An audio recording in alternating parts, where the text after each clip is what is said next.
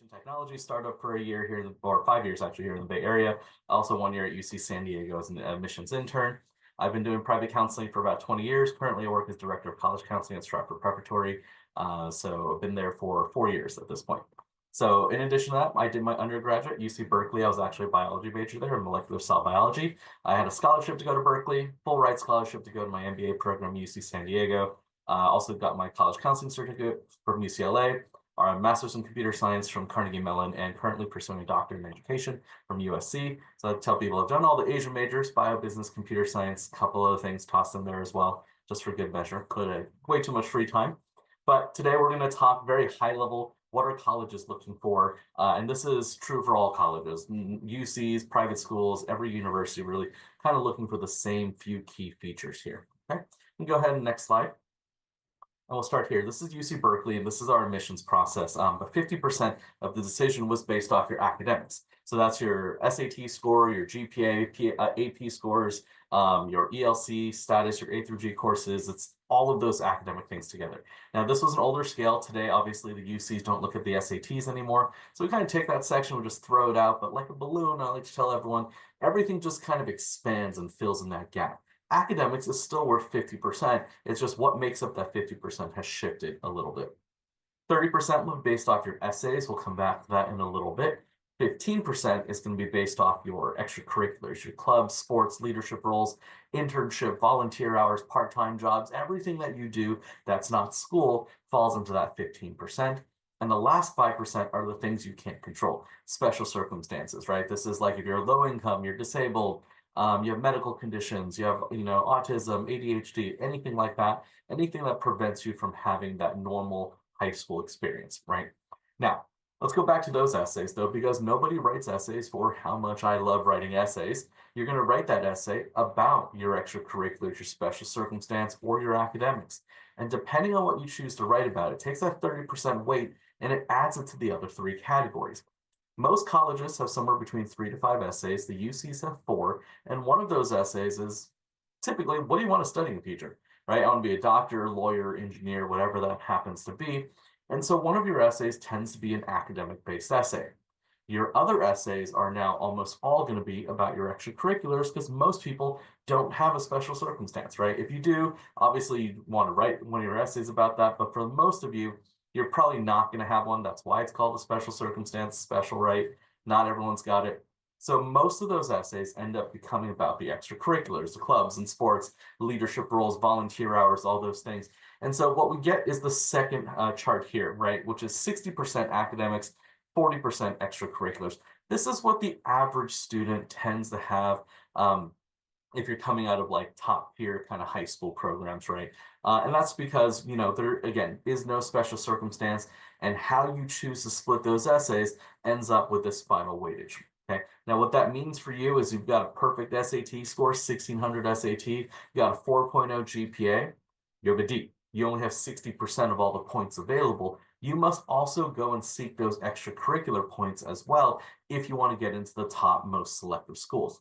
So if you're trying to get a school that takes like the top 10% of students, you need to basically earn 90% of all the academic and extracurricular points possible to really place yourself in that upper echelon, okay? So it's not enough to do one or the other. You really do need to have both. I like to tell people, if you watch the Olympics in the summer, if you saw like Simone Biles won gold, even though she kind of slipped at the end, right? At the same time, she had the highest combined score in terms of difficulty plus her execution. Her difficulty was just so high that she still managed to win gold. Same thing here, we're looking at a combined academic and extracurricular score, and the highest combined score is going to be the students who are admitted to the program. Okay, let's take a look at the next one. This is going to be UC San Diego. Let's show everyone kind of a second chart just to kind of see that there's some difference here. Can we advance the slide?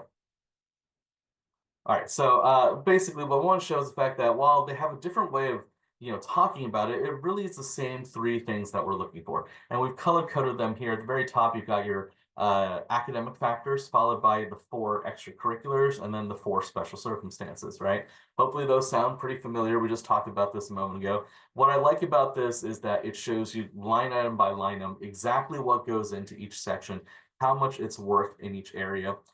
This, I do want to mention, is an older system. They don't use this actively anymore, but it's the easiest way to think about this. It used to just be that, you have a 4.0 GPA, 4,000 points. If you, were a member of a club, 5 points. Secretary, 10 points. President, 20 points. The more impressive what you do, the more points you get. Put you in a giant Excel list, sort you in numerical order, top 10,000 kids get admitted to the school, right? It's very fair, very mathematical. Key problem is that if I write this down on paper, you can subpoena this for evidence in court and sue us later for affirmative action. So colleges have stopped writing things down, right? They call it comprehensive review, holistic review. They say we look at everything, and they do. And it's basically this is what they're looking at, but they're doing it up here, and you can't prove it now because they don't write any of it down anymore, right? Now, we're going to go through line item by line item just so you kind of understand what goes into each of those sections, right? So first off is GPA. I tell people it's not a surprise, right? Mom and dad have been telling kids get good grades for some time. So this is the single greatest part of this entire score other than total, right? 4,500 points. That does mean that honors, AP courses, right? Advanced courses are going to earn you that extra 1.0 in the GPA bump.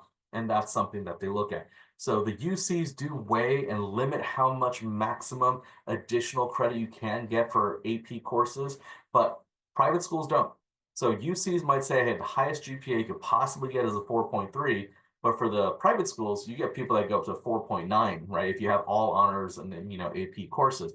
So you do want to push and challenge yourself. I think at very high level, that's the message I want you to walk home with, right? I don't know any of you personally. I have no idea what you're capable of academically. You have a much better sense of where you are. Your goal is to push and challenge yourself, but don't overload yourself, right? You don't want to take on too much that your grades drop, that you can't do your extracurriculars, and it's just a downward spiral. But you do want to push yourself. If you're, not feeling challenged, and then we might still be able to do more and achieve more in the time that we've got. Next section is the SAT, pretty self-explanatory, just your SAT score times 2 right now. SATs, as I mentioned, not looked at by the UCs and CSU schools. And so what ends up happening is those 3,200 points get split up between the other 3 items within the academic section only. So it doesn't get added to all the sections. It only gets added to the other academic factors. So the other 3 are in the same coloring group. Now, private schools do look at the SAT. So you would have seen in the news over the summer, Harvard, Yale, MIT, Caltech, Dartmouth, everyone's been reinstating the SAT. And chances are that list is going to continue to get larger year by year as we move back into an SAT testing world. So even if you're not, what we found during the pandemic was that 60% of students who submitted an SAT score overall, but 80% of admitted students had a score. So turning in a score generally does increase your chance of getting admitted into some of these programs, right? At the same time, I want to make sure that, the test optional schools where you're like, you don't have to submit your scores. Unofficially, if you talk to some of those reps, they're going to tell you that if you're a rich white Asian student, they expect that you've taken the SAT, right? And so if you kind of fall into that bucket, you might want to start planning and start studying for those exams. The next section is A through G courses beyond the minimum. This one's a little bit less common knowledge, but this is basically asking how many classes are you taking? So the standard, I went to public school myself. We do 6 classes a year over here in California. And my mom dragged me kicking and screaming Saturday morning, 8 a.m. to go to Chinese school. So I did 7 classes, right? And despite hating waking up Saturday morning, like that is extra credit, right? That is an extra class. It's more impressive that I can do 7 classes while everyone else is only doing 6. So that extra class earned extra credit. Now, any extra accredited course, online, in person, weekend, evening, summer, I don't care where, when, how you do this, but as long as it's an actual course, you're getting a transcript, you're getting a grade for it, you will earn additional credit in this section, okay?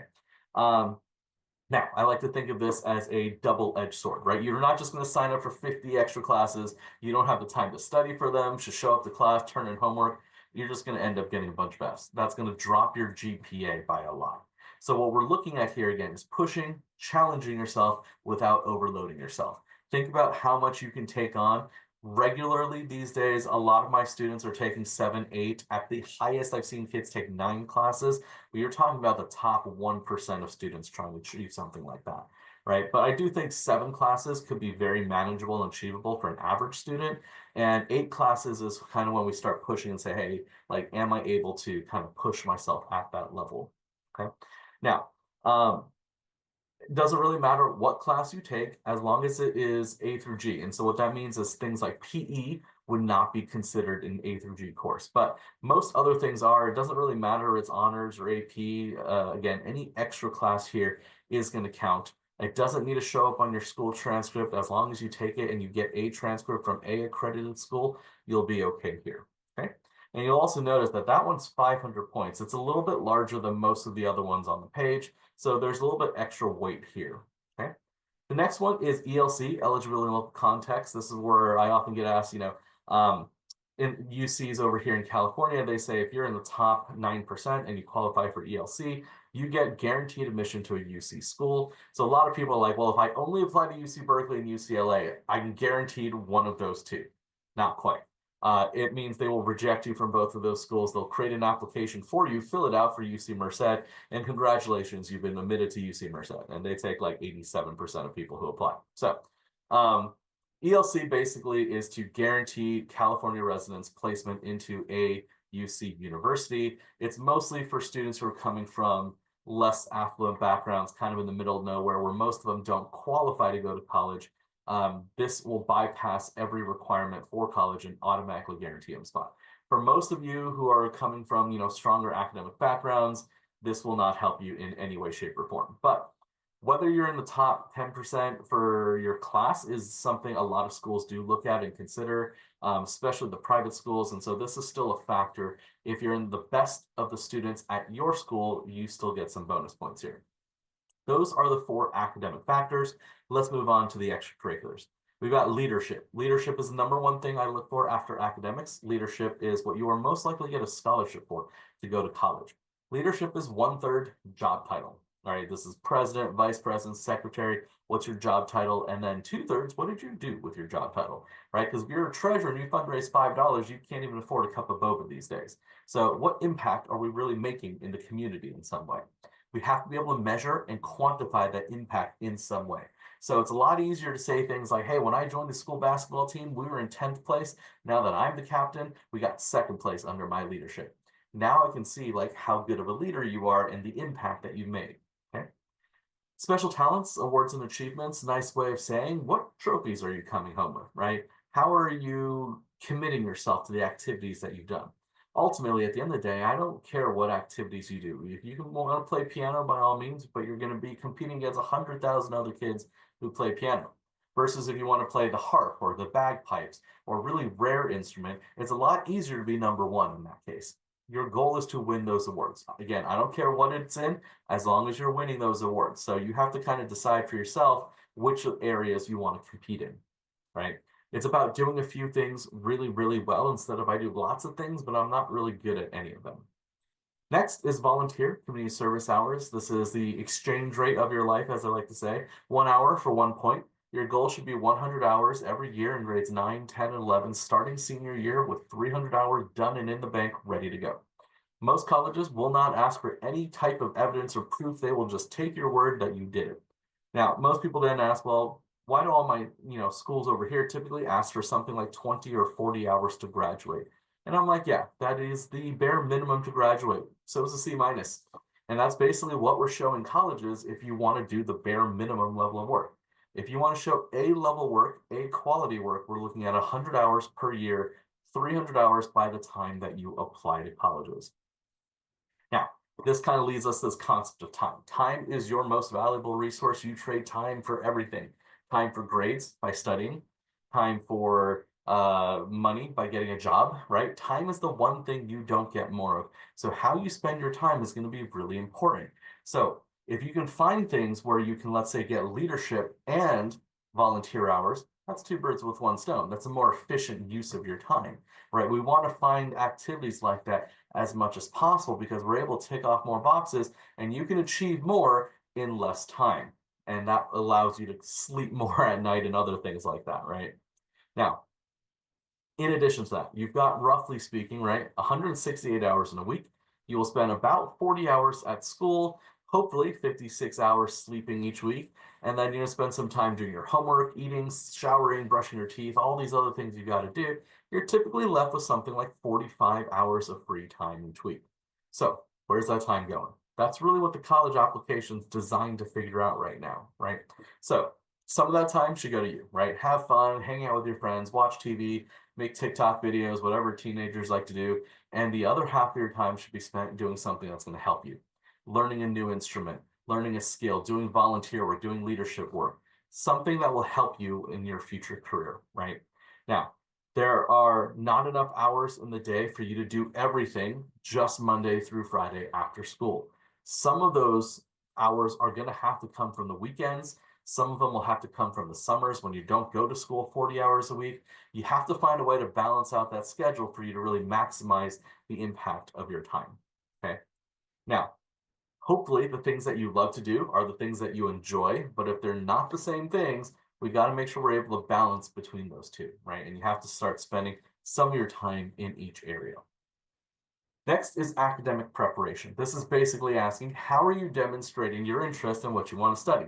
So everyone here today, hopefully interested in healthcare. That's why we're on this call. And so we should be doing healthcare related activities to showcase that we're interested in that. We should be taking courses like AP biology to show that we're interested in bio, right? So this is basically asking, are your activities related to your future career goal? After that, we've got our first generation college student. Are you the first in your family to go to college? Most of you probably not. Go ahead and blame mom and dad if they're sitting next to you. This is their fault, right? You're never going to see those points. But it is possible to be half first gen if one of your parents didn't go to school, but one of them did. They will consider that as well. Next is educational environment, which is basically asking, where did you go to school? So if you go to school at a very difficult, very competitive school where, everyone's taking like 10 AP classes and, it's really tough, they're all doing a lot of stuff, you get some bonus points for the difficulty of that school, basically, right? Now, we also need to look at the other end of that spectrum. You go to school with drugs, gangs, metal detectors, right? If you can survive going to school for 4 years, you deserve some bonus points because that's also really challenging, right? This is basically saying anything that's not the average, anything that's not the norm, you get some bonus points for, right? People that go to a very average school get nothing, unfortunately. Now, next one, low income status. Basically, how much money does mom and dad make? Generally, we're going to start to see some bonuses starting at a combined parental income below about 150,000 per year. They do check your tax returns. They also do check, how much money you have in savings, stocks, things like that. So some of you may qualify. Generally speaking, the lower your income, the more points you would earn in this category. All right. Next one, special circumstances. We talked about if you have anything that prevents you from having that normal high school experience. Maybe you have a baby brother, you have to babysit him after school. That's why you can't play sports because you have to go take care of your brother, right? Anything that prevents you from having that normal high school experience in any way, shape, or form. So let's go to the next slide. And we'll see that there are two new areas that have not been on this original list. These are two that I'm adding to the list because having done this for a while, and again, this being an older system, if I was to remake it today, these two areas would be added to the extracurricular section. First is creativity. Creativity, I like to think of as job security for you. This is what AI is not very good at right now, right? And so what we're looking for is people who can, creative writing, can compose music, can choreograph dance work. There's a lot of ways you can showcase creativity in your application, but creativity is going to be one of those key skills that employers are looking for. And employers is really something we want to be thinking about throughout this process, because at the end of the day, you're going to college so that you can get a good job. All right. Let's start with that end goal in mind. If you want to get hired at a company, what are they looking for in a future employee? Okay, well, we want communication skills, teamwork skills, leadership skills. No problem. As a college, what I'm going to do is I'm going to go back to the beginning of the process. I'm going to find a high school student who has communication skills, leadership skills, teamwork skills. I don't have to teach you those skills now, right? You're much more likely to get the job you want when you graduate. And when you do, it makes me look good, right? And more people would want to come and attend my school because my graduates get higher job offer salaries, get more job offers. And that's why you choose certain colleges, right? So there's a lot of communications between the colleges and those future employers. What do you want? How do we keep updating our curriculum to stay relevant for what you're looking for in that employee, right? So I always tell all the kids, imagine mom and dad is the one reading your application. How do they decide who they want to admit? How do they decide, like, or not who do they want to hire for a job? What are the skills, traits, and activities, the things that they're looking for? So when you see if you've got a student who's been like, you know, 5 different jobs in the last year, you're probably not going to hire this person, right? They've either been fired every 2 months or they quit every 2 months. Either way, that doesn't look good. That's why we want to see like long-term, commitment to activities. I want to see that you've been invested in something over time, for instance, right? And that last one here is going to be diversity. Diversity is basically how are you different than other people, or showing me at least that you're open-minded to new ideas. Now, key thing here, obviously, most people think diversity, they think ethnic diversity right away. And clearly, you can't change the color of your skin. It is what it is, you're stuck with it, right? So what we are looking for now is, if we're thinking ethnic diversity, is how are we exploring other cultures? Are you going and learning about a different culture in some way? Right? So, here at the school I teach at, it's basically all Chinese and Indian. That's like 90% of our students, right? All my Chinese kids go to China in summer, all my Indian kids go to India. And I'm just like, well, switch, right? Go to any other country other than your own. If you're visiting grandma and grandpa, this probably doesn't count as cultural diversity, right? It's your own culture. I expect you know your own culture, right? But it would be good if, like, an Indian student learned about Chinese culture and a student learned about Indian culture. Now it's a different cultural diversity, right? We also have gender diversity, right? Boys that do cheerleading or dance classes, girls that do computer science, right? How are you different than other people of your gender? We also have socioeconomic diversity, helping the poor, helping the homeless, tutoring low-income kids, right? Providing medical treatment for, people in third world countries. Things like that would help support a socioeconomic diversity kind of story. So some form of diversity is going to be important for us. Now, I like to note too that leadership, awards, volunteering, academics, creativity, diversity, those 6 areas represent today 6 out of the 8 UCSA questions.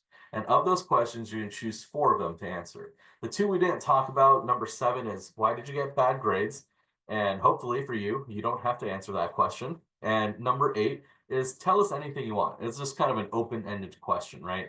But these 6 are really what the schools are caring about. In fact, if you look at all the college essay questions across all the thousands of universities and what they ask in their essay questions, other than the private schools kind of asking, why do you want to come to our school? This basically is 90% of all the remaining essay questions really boils down to one of these 6 areas, all right? So if you haven't already done so, what you should be doing is planning your activities so that you're able to check off those 6 essay questions. You got something to talk about later. So next is going to be, can you go to the next slide? All right, so here we basically just see like what is available in what's in your control and what's not in your control. There's just a lot of things that you can do absolutely nothing about, right? Those are the ones that are like carved in stone. It just is what it is. Let's not waste our time focused on those things, right? Instead, let's focus your time on what you can control. High school's 4 years, right? You'll be there for 4 years, but really it's 3 years before we apply to college at the beginning of grade 9, right? So you don't really have a whole lot of time there. So we want to make sure that we're hitting the ground running immediately. If you're already in high school, we got to make sure we are getting all of this done before senior year, when we've got to start writing about those in our essays. Next slide, please. All right, so if we only look at what we can control and we factor all the weights and things like that, you can now see how important each of those sections are to you, right? So the GPA, SAT are obviously the largest 2 chunks here. And if we're only looking at what we can control, that adds up to about 70-some%. This is still the grand majority. So, all the parents have been telling you get good grades, study hard for tests, like they're not wrong. That is going to be an absolute critical chunk, right?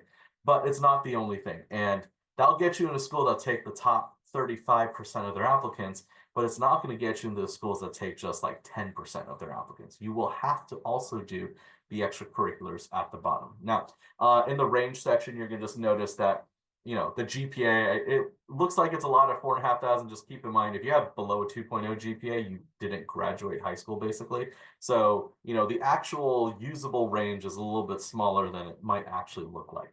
Same thing for the SAT. You get 800 points for writing your name on the paper. So, it doesn't actually start at 0. Okay. Next page, please. All right. So this one is what happens if we remove the SAT section. So the last one is for private schools. You'll see that the SAT carries a pretty big weight. In this one, we've removed the SAT section and just said, if we're only looking at what's left, if we only look at the GPA and A through G courses, this is now the new breakdown that you're going to see. And so what you'll see is that the GPA has increased very significantly in terms of its value. This is specifically for like UC and CSU schools out here in California. Basically put it out there. If it's a Democrat-controlled state, they probably will not be looking at the SATs. If it's a Republican-controlled state, they probably will be looking at the SATs. So you can kind of like figure out from there whether or not, which of these systems is in effect, essentially, right? But the GPA is now single-handedly worth just over a little half of the entire admissions decision. But the other thing to note here is that while everything has gone up a little bit, that A through G courses has really shot up quite a bit. It's now worth 10%, right? Like this is a more sizable and more important part. This is why it is important to go and find some of those extra classes, earn some additional college credits, things like that are going to be important to do. Okay. Next slide, please.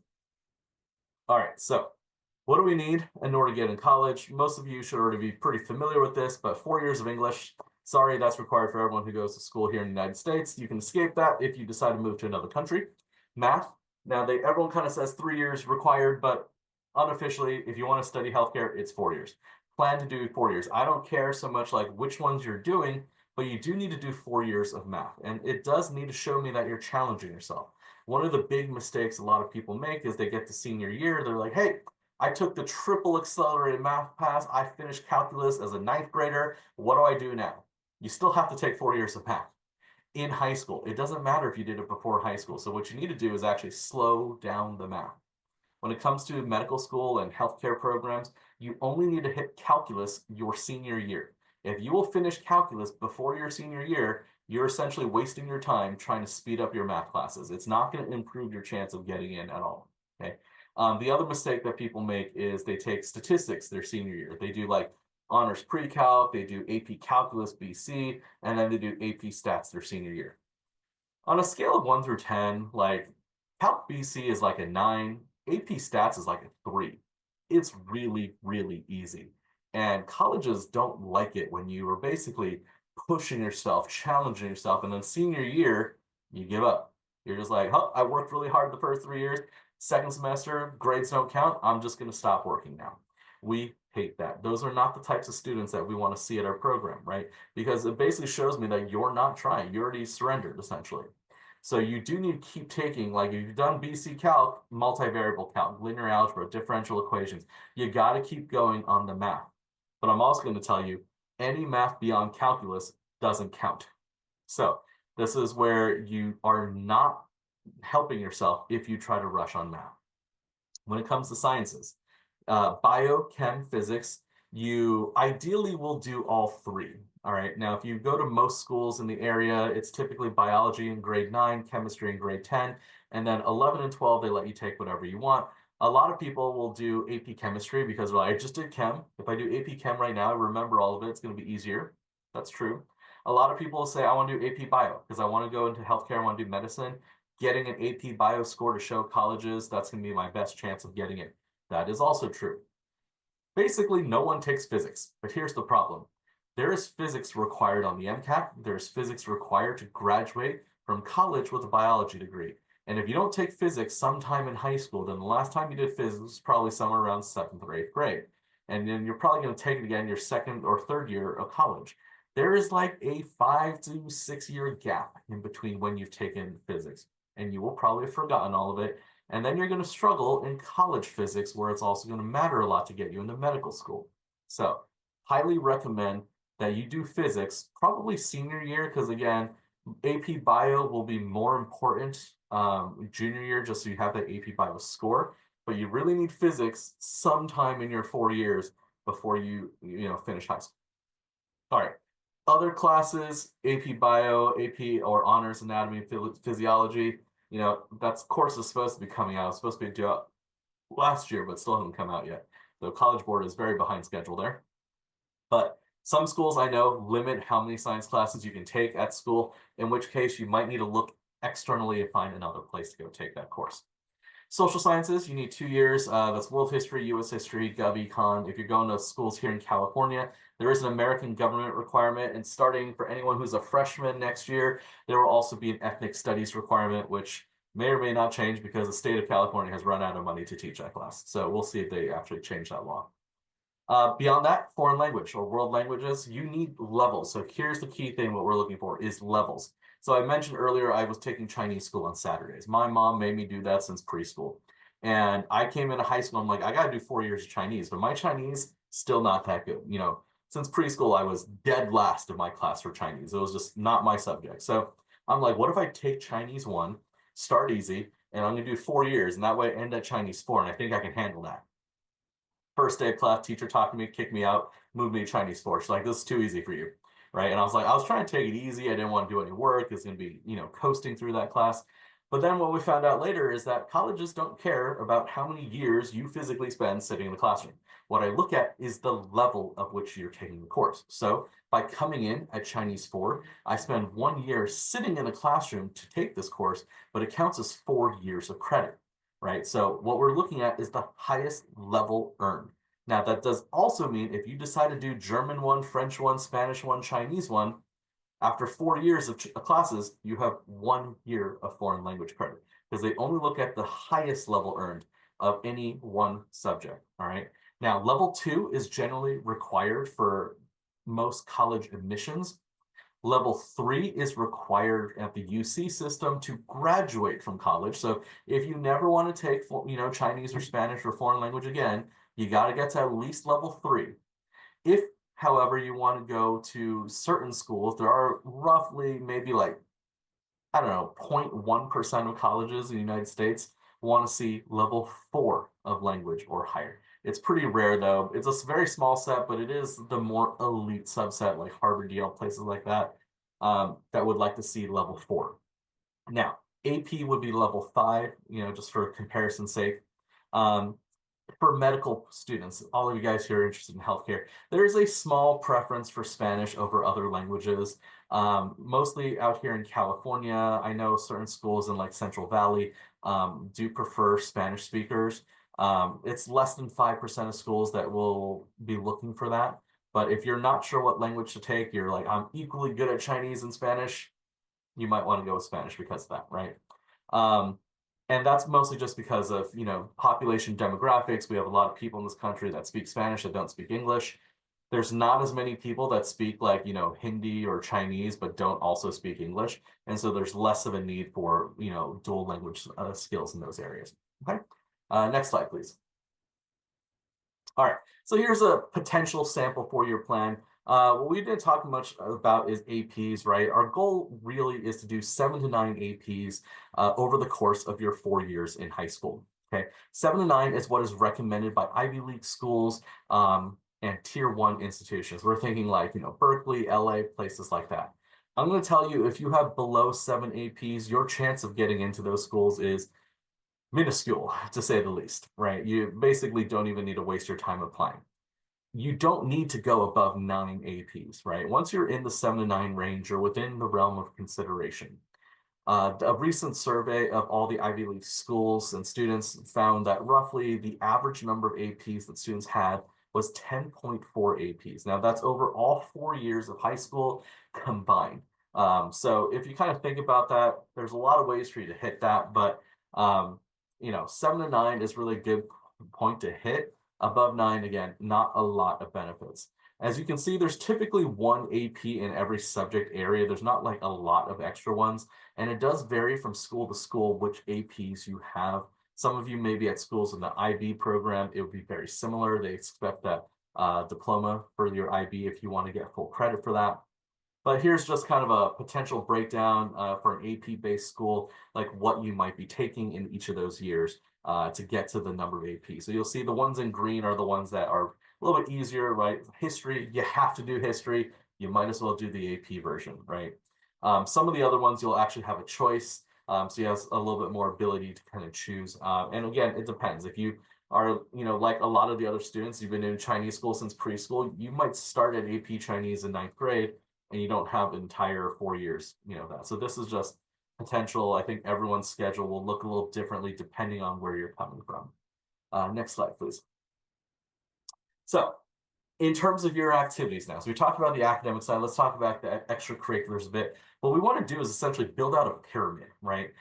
Freshman year, go and try new things, go explore, do activities. You find out what you're good at, what you like, what you're winning at, what you're getting leadership roles at. And every year we just narrow it down. Things I'm not doing so hot in, things I'm not enjoying, things I'm not, getting promoted in.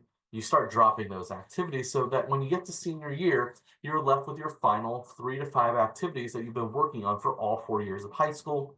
And those are the ones you write your college essays about. As I said at the beginning, you have 3 to 5 essays, so you only need 3 to 5 essay topics. I don't need you to do 16 different things. I've got kids that come to me and they're doing piano, they're playing saxophone, they're on the dance team, they're in the choir program, they're doing figure skating, they're doing, basketball. And I'm like, you don't have space to write about all these things. There's only going to be 3 essays you're writing for this S school. Which of those 3 are going to talk about? Everything else goes out the window. It's like it never happened, right? It's basically all the time, money, effort you put into that wasted because they won't care. We don't see it. We won't look at it, right? So it's about doing, again, a few things very, very well instead of I do everything and I'm not really good and I'm not winning and I'm not achieving in those activities. Next slide, please. All right, so we already got a head start on this. So in terms of those activities, if you're not sure where to start, I do recommend 2 academic, 1 sport, 1 art, and 1 volunteering. You don't have to have that. I didn't have that. I still got it in college, right? But if you're not sure what to do, this is a very good starting point. This allows you to have a well-rounded, balanced set of what you're doing. Now, this does mean you have to have some academic stuff, right? You got to have something that says, hey, I want to go to healthcare. I want to be a doctor. I want to be a nurse. I want to be, pediatrician someday. You also need to have something that is not related to healthcare. If everything that you do is related to healthcare, you come off as very one-dimensional, right? You have, nothing else. You should be playing a sport or learning an instrument or doing something else. You got to make sure we're balancing that with something fun that's going to add some personality to your application. Okay. Next slide, please. So in terms of what we should be preparing for, right, when it comes to healthcare specifically, in terms of the academic side of things, here are some of the options for things that we should be doing. Number 1, I'm going to tell you, is research. Research is typically the single most important thing that schools are looking for any kind of bio student, right? Mostly because, I'm going to put this nicely, you can't do a lot in medicine, without a medical license, right? And so what's the closest you can get? It's going to be research for us. That's why research is going to be pretty high up on that list. Students who want to do business, you can start your own business as a high school student, right? I've had students who started their own cosmetics companies. They were making $50,000, $60,000 a year selling cosmetics on Amazon outside their garage, right? And students who want to do computer science and coding, they could go and build an app and put it on the App Store and sell it today. Nothing stops those people from doing that. But there's a lot of laws that are stopping you from cutting open a patient and operating on them. So this is why research is going to be a little bit higher on that list. But along with that is going to be any kind of patient interaction activities, right? So there are places where you're going to be able to go and get that patient interaction, right? Realistically, I hear a lot of kids say, hey, I want to go volunteer at the hospital. And I always tell them, don't waste your time, right? I know here, I'm based in Fremont, the Washington Hospital, first you have to be 16 years old. The moment you turn 16, you put yourself on the wait list. It's 6 to 8 months to get off the wait list because there's so many people that want to do that. Once you get off the wait list, you go in and they give you 3 choices. You can either work at the front desk answering the phone and then just transferring the calls. You can work in the gift shop as a cashier and sell teddy bears and get well cards. Or you can work in the best, in my opinion, is you can take pictures of newborn babies, right? You're a photographer. None of those jobs are really patient interaction or related to medicine in any way, shape, or form, right? And so it's nice to say you volunteer at the hospital, but nothing that you're doing is remotely close to an actual medical profession. And so honestly, it's not a great use of your time and efforts, right? People who have had better interactions, honestly, it's because mom and dad, they know somebody, they'll hook you up, maybe with an internship at a pharmacy, and you can basically help out with a farm techs or something like that. But honestly, in the US, to put it nicely, there's a lot of laws that prevent you from doing things. But put it nicely, those laws don't exist in other countries per se, right? The more third world the country is, there's typically more opportunities for you to get involved. So I've seen students who've gone abroad, they've done things like take people's blood pressure, or they might take your temperature and some patient intake activities, where in the US, they would never let you do that. But in other countries, they would, right? You're not giving people shots, you're not injecting, you're not cutting anyone open, you're not doing surgery, right? But you're actually interacting with the patients now. Some places will let you change bandages, change wounds, learn, and do a little bit more essentially, right? So if you can find activities like that, that's usually very high up on the list because now you're coming back with an experience that nobody else has. And you get to write about something unique that other students aren't going to be able to talk about. We should also be looking at, taking AP biology, anatomy, physiology, any kind of advanced healthcare courses that are available at your school. If they're not available at your school, find it outside. There's other places you can take those courses if your school does not have them. And then we need to look at what are some bio-related clubs and activities, right? Now, there are still levels within these. So you're going to see things like bio club or neuroscience. These are usually just like, hey, we're going to meet each other for like 20 minutes at lunch once a week. We're going to chat about our day. We'll be like, yeah, we all love bio, but you don't really do anything with that. Remember, achievement, measurable success in some way is still the single most important thing. So I usually would prefer something more like Science Olympiad, Bio Olympiad, Science Bowl, HOSA, where there is now a competition. You're going to go to the competition. Hopefully, you're going to come home with a trophy from those competitions. You're not going to see that through most of the ones in the first bullet point, but the ones in the second bullet point, they will have awards, right? You also need to win. If you join this and you don't win, we're not doing so well. And that's not really going to be worth writing about later on, right?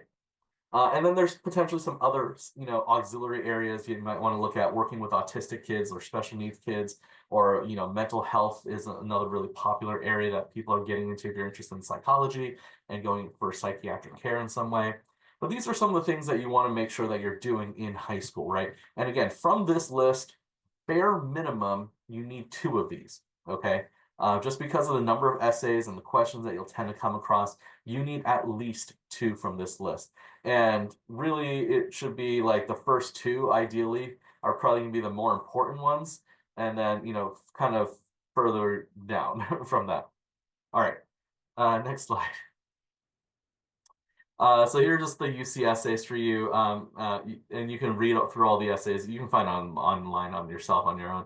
But basically, what we're trying to showcase is like the concept of what each of these essays are about, right? We talked about leadership, we talked about creativity, academic, all that kind of stuff. These are all the things these are the actual UC essay questions today. And you'll notice that again, it lines up with all those 6 areas that we identified earlier.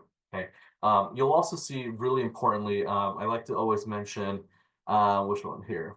Well, take a look at number 4. Have you taken advantage of a significant educational opportunity, right? So this one, I always tell people, like, everyone's just like, oh, yeah, I joined this club. And I'm like, well, it's not a significant educational opportunity, first off, if everybody's done it, right? So it's not like, oh, I took AP Bio. So did like every hundreds and hundreds of kids at your school. That's not really going to be a significant educational opportunity. That really needs to be something that is not everybody gets into. It needs to be a little bit selective.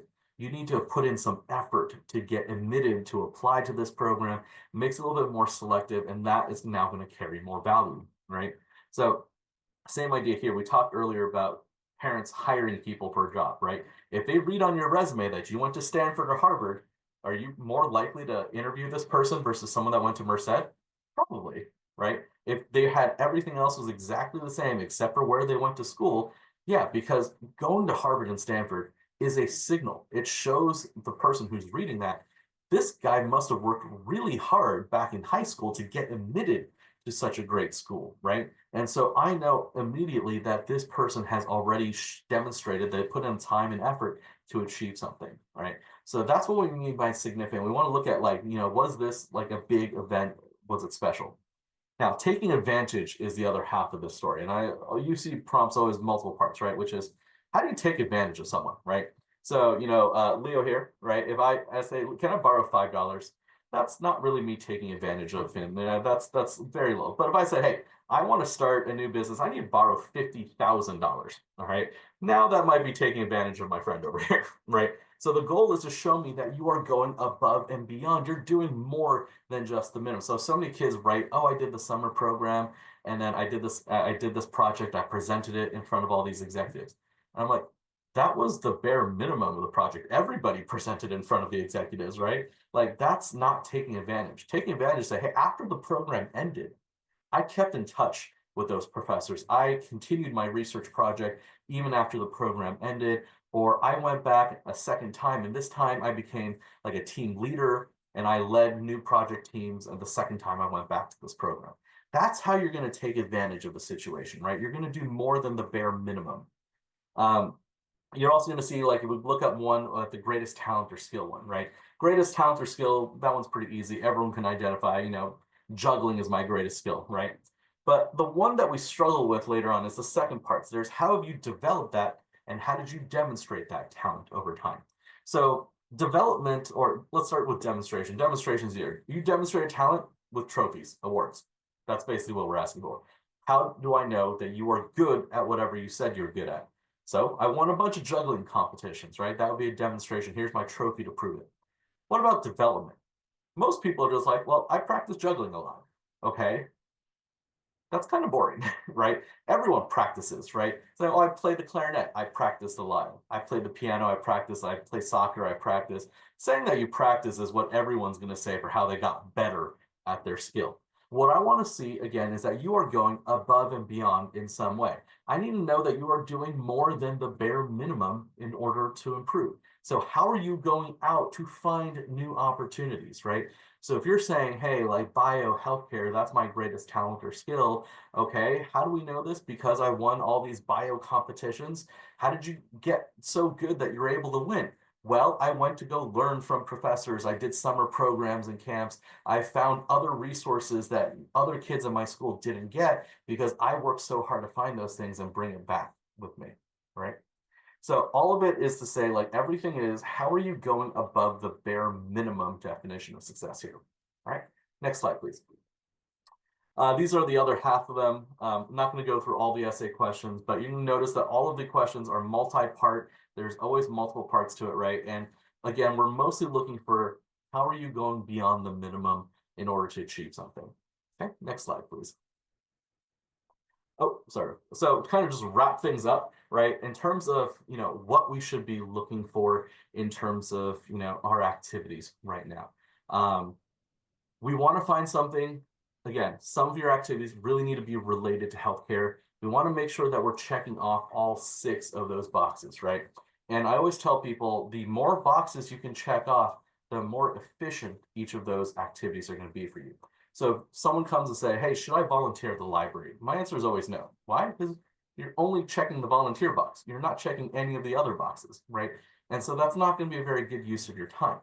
If you can do something that checks all 6 boxes at the same time, that's the best possible use of your time, right? Because now this essay becomes much more flexible. We've got more ability to use that. It's going to carry more weightage for us. So how do we find things? We want to make sure that one's got leadership opportunities if possible. So most people, let's be realistic, if you're not going to start off as a leader in any kind of club or organization or program, but you want to look and say, is there the opportunity to come back as a leader someday? If I work hard, could I get promoted to that, right? You're going to join the school basketball team. You're not going to start off as center team captain. You're going to start off as a team member. You're going to work your way up to being captain of that team, but there's a captain position available, right? Whereas if you volunteer at the hospital, you can never get promoted above volunteer at the hospital. There is no promotion. That's it. It's one flat line, right? So there's no leadership there, but we want to say, is there the opportunity for leadership first, right? And is there a possibility of you getting it? Okay, second part, awards. Is there some kind of award? Is there some recognition? How do we know that this is going to be important? Is there something that I can get to prove my ability at what I've done? That could be maybe a rec letter. right? From a professor, from a research program, getting published in a research journal. Like those are all potentially options for awards of some kind. Volunteer hours, right? Do you have any volunteer hours, particularly in patient interaction hours? So if you're able to work with patients, you can get some volunteer hours out of the experience. That would be like a really good type of activity to do, especially if it's combined with other things. Now, part 4 is academics. Is this related to what you want to do? So if you're doing a healthcare program where you are like working with patients and helping patients, like taking their temperatures, patient intake activities, now you're checking academic and you're checking volunteer hours together at the same time, right? That's going to be a better use of your time. And then creativity. Do you have ways that you're able to be creative? Now, realistically, I'm going to tell you, in healthcare space, don't be too creative, right? There's like the laws, drugs, there's certain things that just work the way they do. You can't just kind of create all of those things on your own, but there are students who are out there who I've seen who've done projects like they are fundraising money to, purchase expired medical products and then donate those to third world countries, right? Like that could be a creative way to, reuse and recycle these products, which are, expired, but not fully ineffective yet. Like there's still some use to it. And then the last one's diversity, right? So diversity, again, if you can't change the color of your skin, right? So it's really about how are you doing something different than everybody else? If all your friends are doing this, it's probably not that diverse. How do you show me that you're open-minded, learning about new cultures, working with low-income populations? We can do multiple diversity things at the same time, right? So, if we look at, a lot of areas, let's say pharmacy is predominantly women these days. So if you're a boy that's doing pharmacy work with low-income people in a third world country, you're hitting gender, ethnic diversity, and you're hitting all of those boxes at the same time, right? So the more of these boxes we can hit with one activity, the better this activity is going to be for you. You've only got so much time, so we got to just squeeze in as much as we can and then focus on just doing a few really good ones instead of doing 20,000 weak activities. All right. All right, that's the main message I want to leave you with, and turning it back over to Leo here. Okay, thank you, Harrison, for sharing such invaluable knowledge and insights into the college application process. Now that we know achieving a perfect GPA, excelling on the SATs, or using 20 AP courses may demonstrate academic rigor, but they alone won't set students apart from the crowd. So true differentiation comes from unique and impactful extracurricular activities, and there are so many high-quality offerings in the market. So that's why Mr. Chen and Xtatic, we have worked together and created the International Healthcare Internship. This program is tailored to high school students aspiring to careers in healthcare. So now let's welcome Ms. Hong, our program manager, to share more details about this exceptional program. Hi, everyone. My name is Jenny, and I am an Xtatic internship manager. I just want to give you an introduction a little bit about me in terms of my background and how I am a factor and a play and a part in terms of Xtatic. Next slide, Leo. Thank you. So I'm a LA native. I'm originating from California, just as Harrison is as well. Going through schooling for high school and whatnot, I had what he mentioned previously: high GPA, high SATs, ACT scores. Took the full 9 years of AP classes, honor classes, whatever that the school had to offer. I took it. I joined the school clubs. Was also part of band, did marching band, wind ensemble, everything and anything that I could do, I did. I also was part of the ASB, which is the Associated Student Body, was also the senior class president, did sports all 3 seasons, um, tennis, swim, wrestling, sometimes changed up the sports to kind of just make my my college application and like building off of things, making it more diverse in that sense. Um, and other extracurricular activities like volunteer community services, unique projects that kind of added to the application and gave a rewarding experience and such. For my undergrad, I actually got into UCLA, went to their school for 4 years, majored in linguistics and psychology. I did have an opportunity to study abroad at Yonsei, which is in South Korea.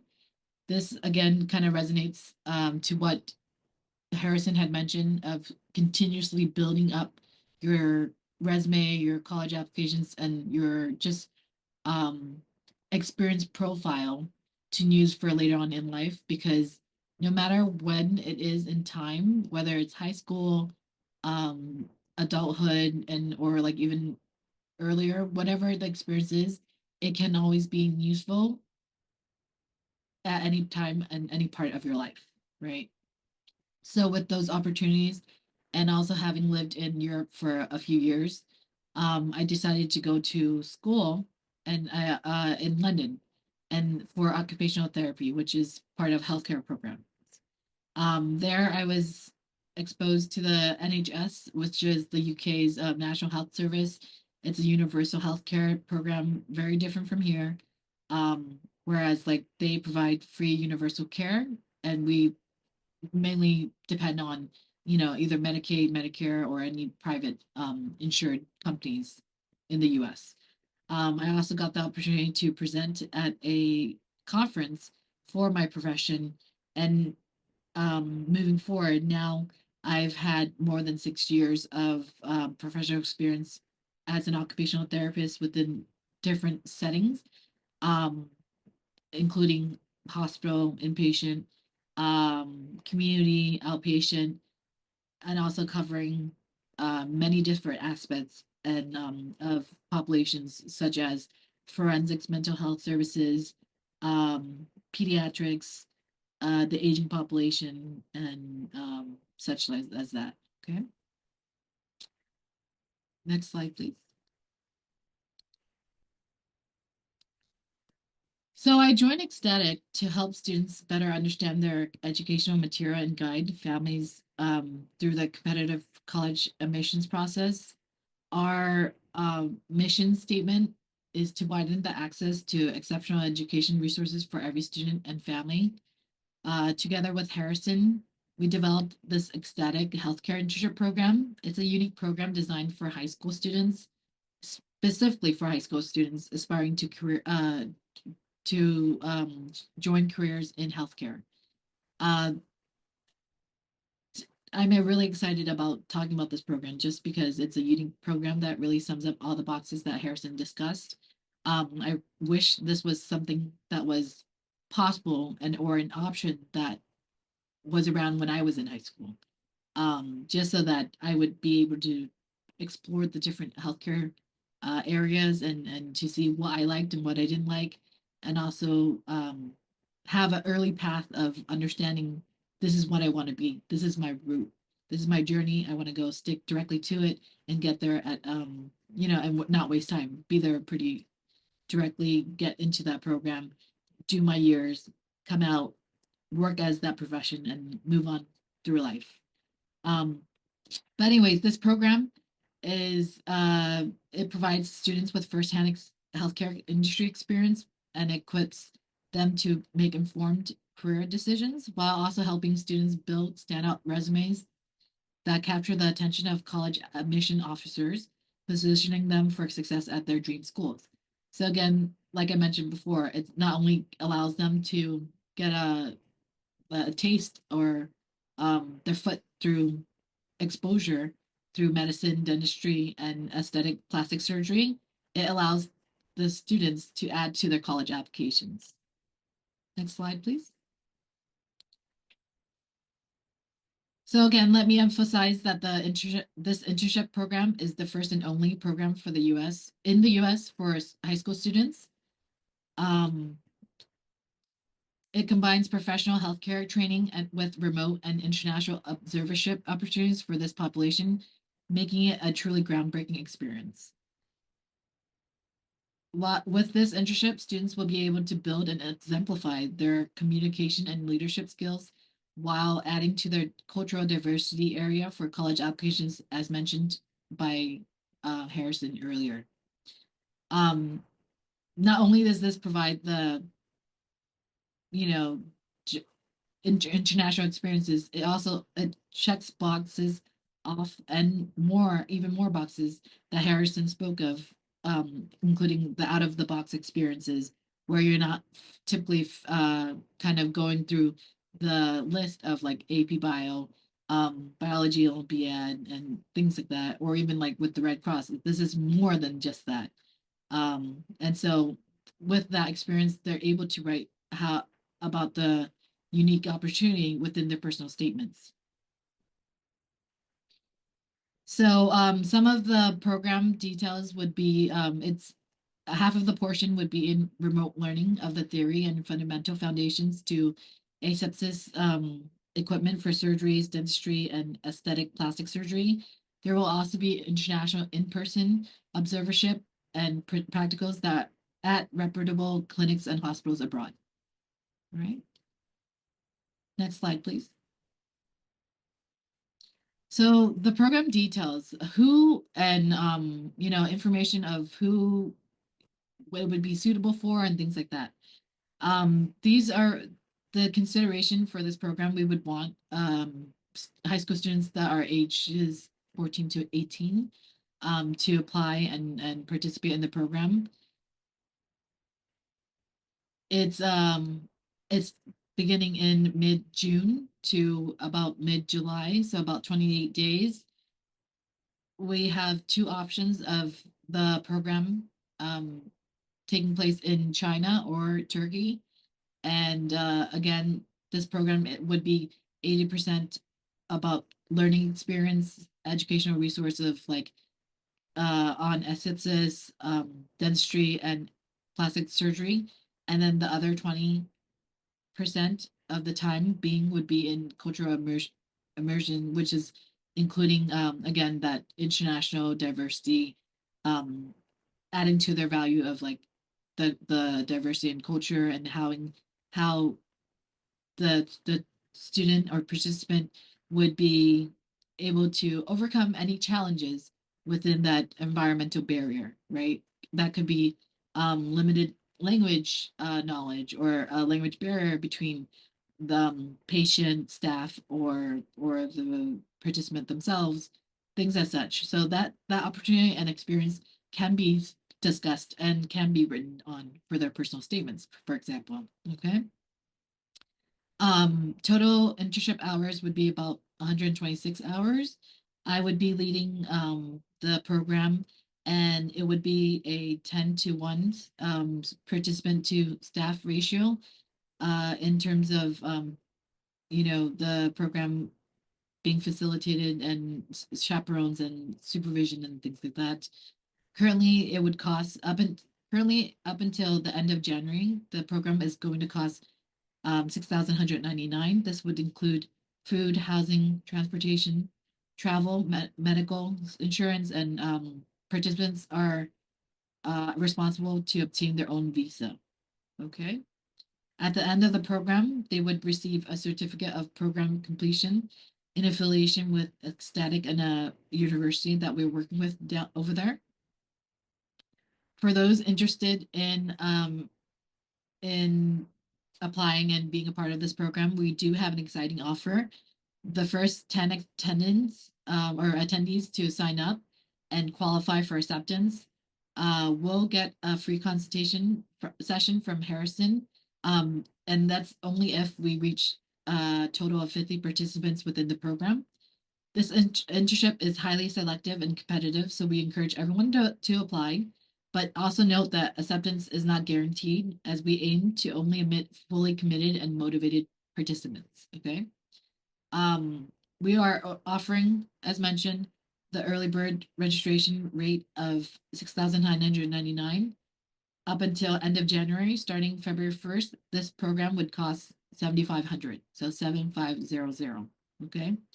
Additionally, we are proud to offer scholarship opportunities to make this unique experience accessible to students from all backgrounds. We believe in creating opportunities for as many aspiring healthcare professionals as possible. All right. Next. So Leo, if you can pull up the web page. So we just want to show you a little bit of what the agenda of the program would look like. 2 weeks remote learning would include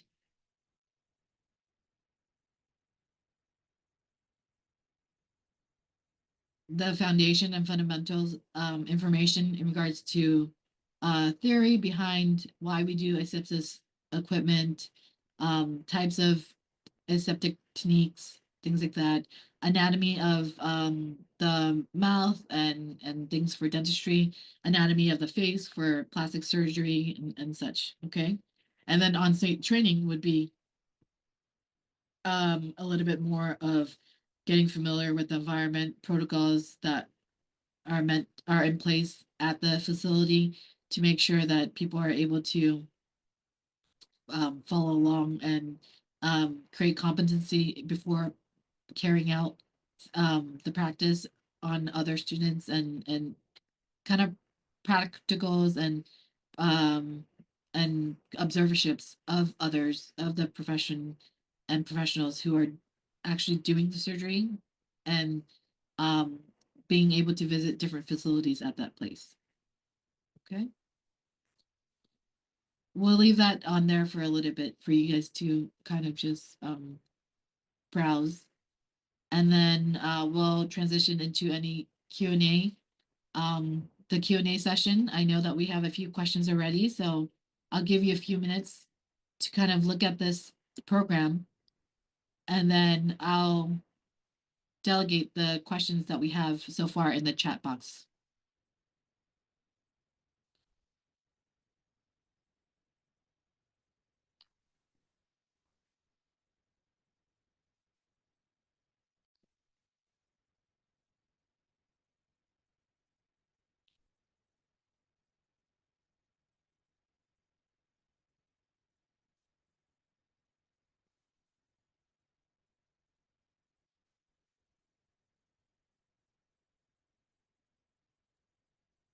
Okay, I believe we had a couple questions for Harrison.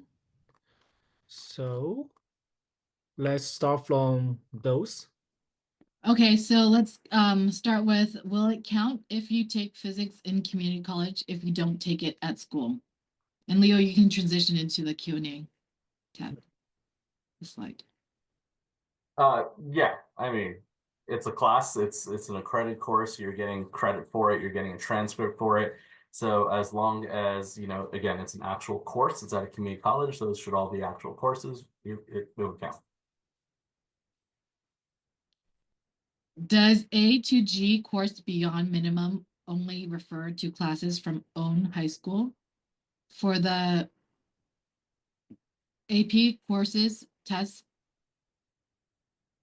kid take out of school courses, is it under A to G beyond minimum or academic preparation category? So A through G classes can be taken anywhere. As long as it's within those categories, there are official accredited courses, those would count. The key thing to be aware of there, though, is that AP exams are not classes. AP exam is just a test. You go in 3 hours, one day, once a year, you take that test, and you could get potentially college credit for it. But colleges don't really look at the exam part when it comes to admissions purposes as much, right? What I'm looking for is, did you challenge yourself to take an honors level course? Did you do the work for it? So one of the most common things I hear about these days is kids are like, oh, I self-studied 5 AP exam. Well, great, but that doesn't count towards the 7 to 9 APs that you need. We're looking at 7 to 9 AP classes that you took, not exams. My daughter is confused between taking Spanish 4 and then progressing on to AP Spanish versus taking a different language or a different elective.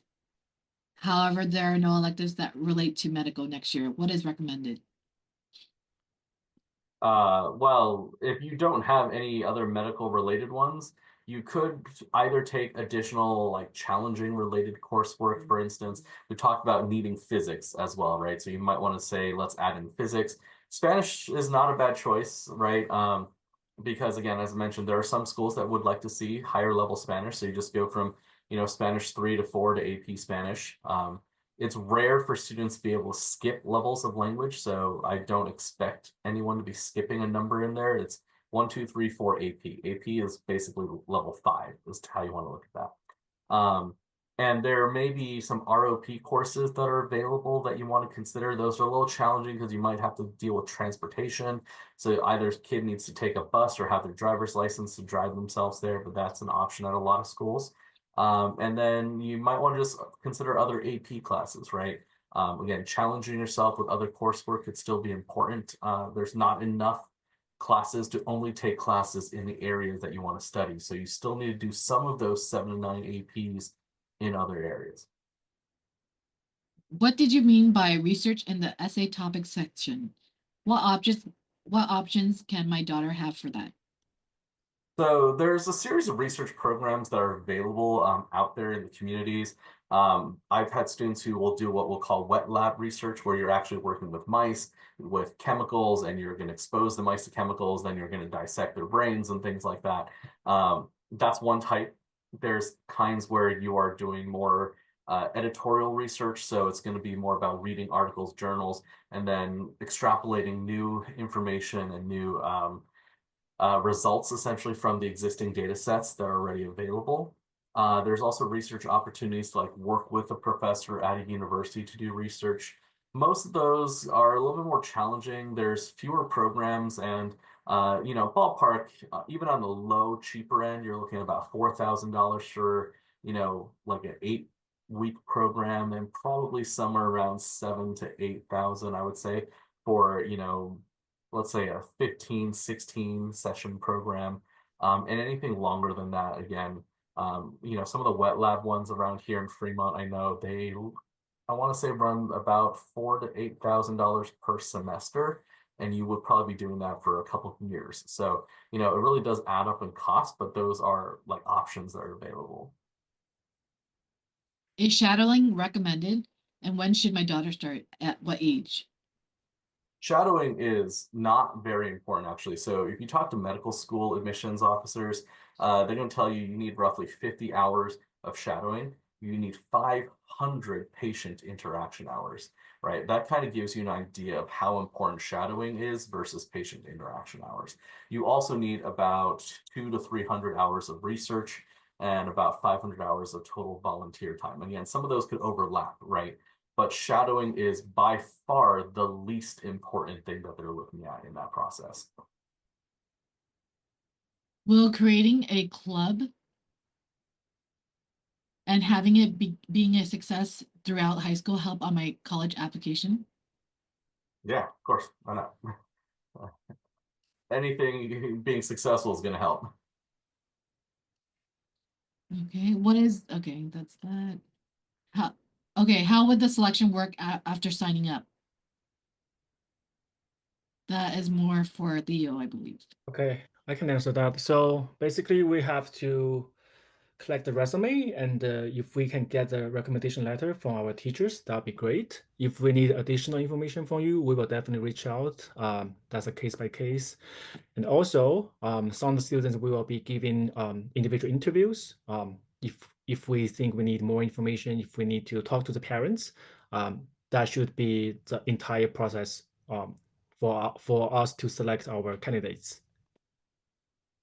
I also would like to add just that the idea to make it a bit of a selective application process is because we want to make sure that the student is going there to be fully committed and participate fully.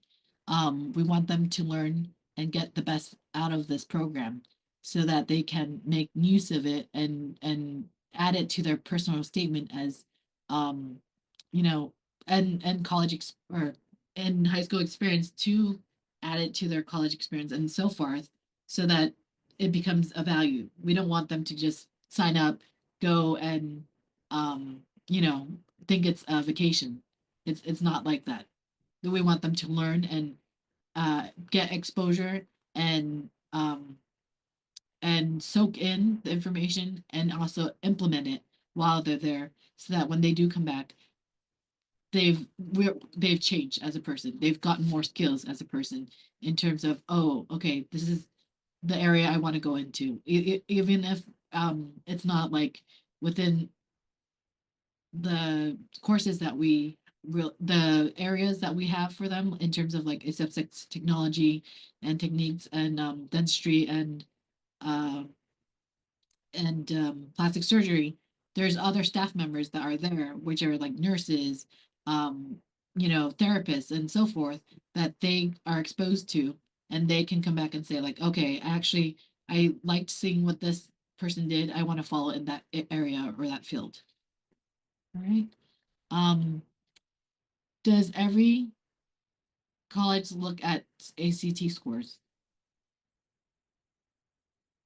No, like UC, CSUs don't look at SATs or ACTs anymore. But if you're asking if a school that looks at SATs, will they also consider the SAT? Then yes, the answer is yes. How do you get patient interaction hours? So typically when you, in order to get this, you actually have to volunteer at a medical facility or a healthcare facility, and that's how you would get the patient interaction hours.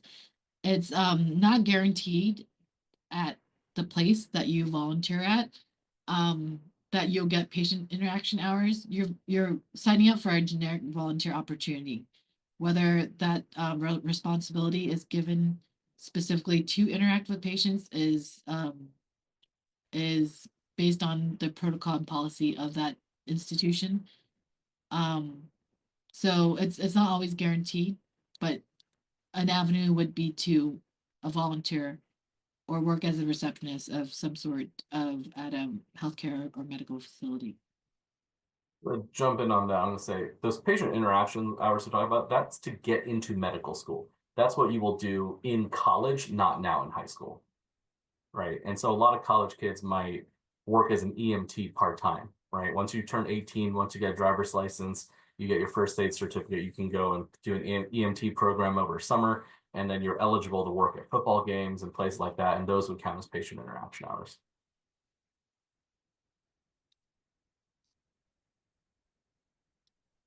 Okay, I got a direct question. Xtatic internship is a paid question, is a paid internship. So how will that be validated in colleges compared to the free internship?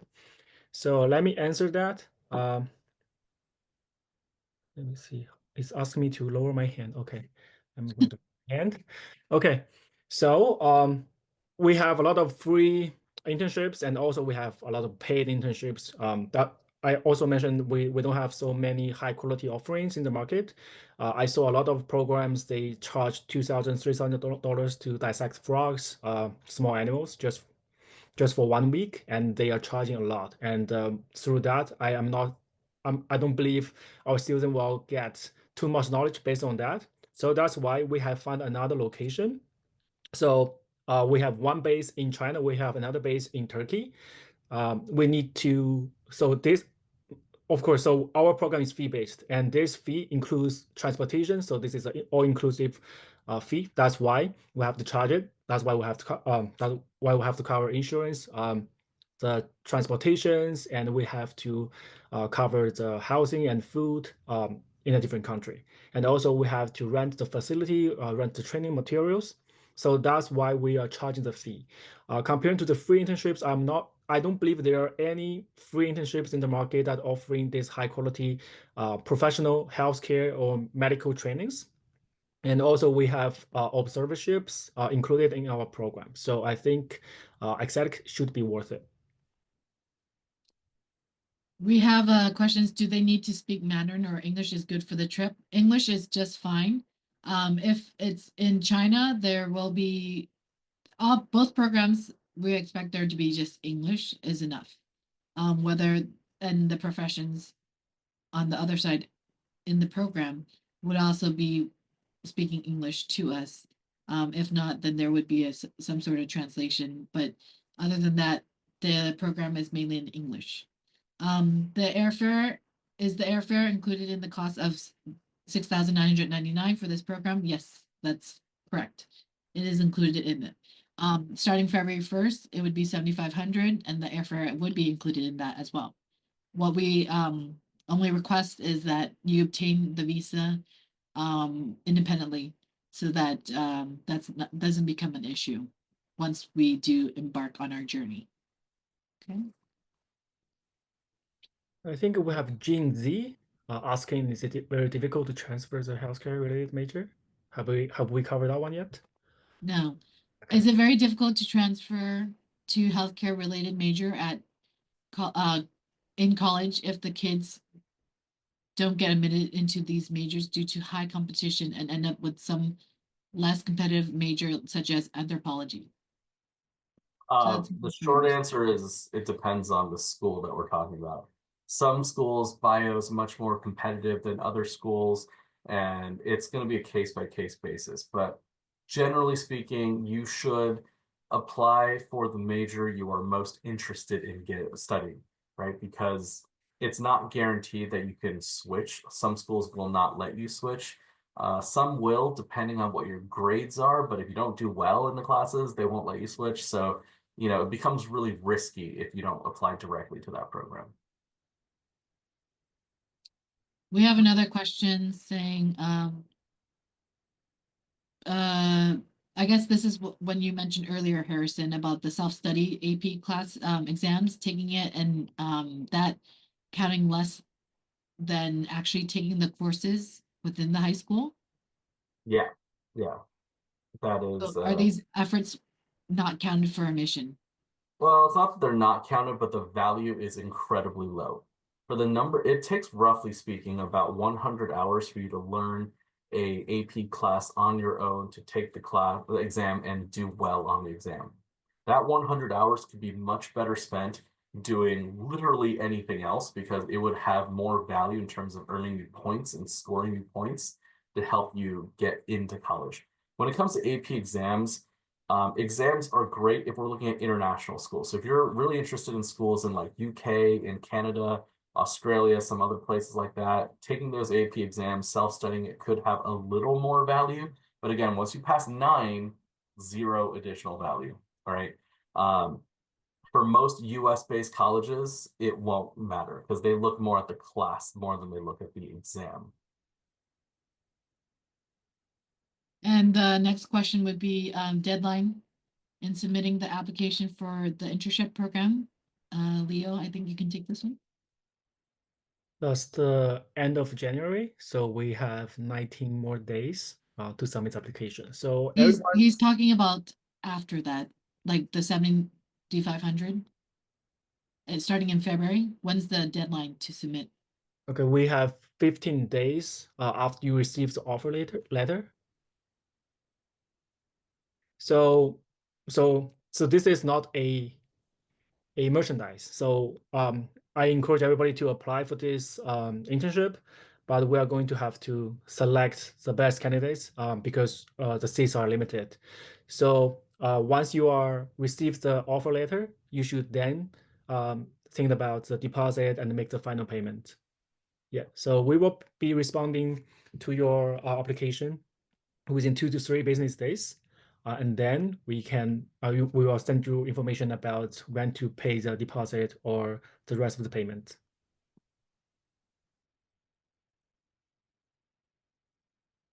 Any other questions?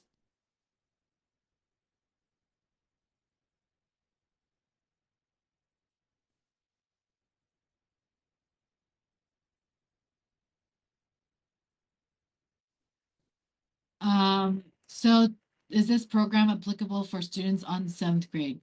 So we're, as mentioned previously, selecting age students from ages 14 to 18. Yeah, So the 7th grade is a bit young for this program. Do you know of any other summer med programs in your organization? So we actually have a med tech internship coming up. That seminar, I believe, will be next week. That's more of a medical technology program within like software engineering. And I think Leo can elaborate further in regards to that. yes. So that internship is more focused on the computer science perspective. But for the medical one, we built this one. This is the first and only one program in the US. As far as we know, we are sending students to Istanbul, which are well known for their medical trainings. And also we have very good partners in China that provides the best medical trainings. So that's why we only have these 2 locations for this one program. And Jenny, just to make it clear, we're only having the program at one location. This coming program date from mid-June to mid-July, we're having 2 options of locations, which is China or Turkey, but in the end, we will only choose one location to attend. Would volunteering with clinical trials in oncology, for example, count towards research? Harrison, I think you can answer that. Yeah, if you've got a way to get that, great. I think your average person won't be able to find an experience like that, I think. But if you know someone, again, a lot of times, when I see students do things, it's because mom and dad, they are doctors, they know someone who is, and they're able to find that connection for them. But generally, there aren't programs available for you to apply to do that. Taking are the AP courses taken during 12th grade do they matter much for admission, given the fact that the college application starts at the beginning of the 12th grade? They're looking to see what you signed up for. So they're looking to see, are you challenging yourself? Are you still taking difficult courses, or have you given up? Before senior year's even started, you're just trying to coast, do easy courses, not try. That looks really bad. But as long as you're still challenging yourself, yeah, that's good. Okay, and then taking AP credit classes at university during summer, or taking it at Johns Hopkins City Kids plus later AP exam can still be added as additional transcript. How important is the 12th grade That course doesn't completely make sense. So we're looking at AP classes at a university.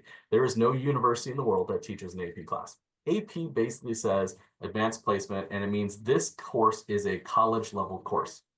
Any class at a community college or university is already a college course. So they won't teach AP classes at a university. Those are only taught at high schools or other high school-based programs. Johns Hopkins CTY is a program for high school students. It's not Johns Hopkins teaching that class. It's Johns Hopkins CTY, which is basically Johns Hopkins high school program teaching that class. And they might offer AP courses. But again, AP, you can't really do it over the summer and then go take the test later. You would have forgotten all of it, right? This needs to be a year-long course. If you're looking for options, I really recommend UC Scout. That's the cheapest one. It's like $400 maybe for a course. It's all online. They even have a physical testing space here in the Bay Area. You can go and take the test there if your school won't give you a testing slot. Okay, and I think you answered earlier just a few minutes ago about the 12th grade course and classes and GPA regarding that. For AP courses, does the transcript from AP course taken from UC Scout count? Yeah, UC Scout is fully accredited, so that transcript would count as if you took it at your own high school, essentially. And 12th grade courses, they do check what you're taking in terms of your GPA. As long as you're not failing a class, and C- or lower is considered failing. As long as you're not failing a class, you're usually going to be fine.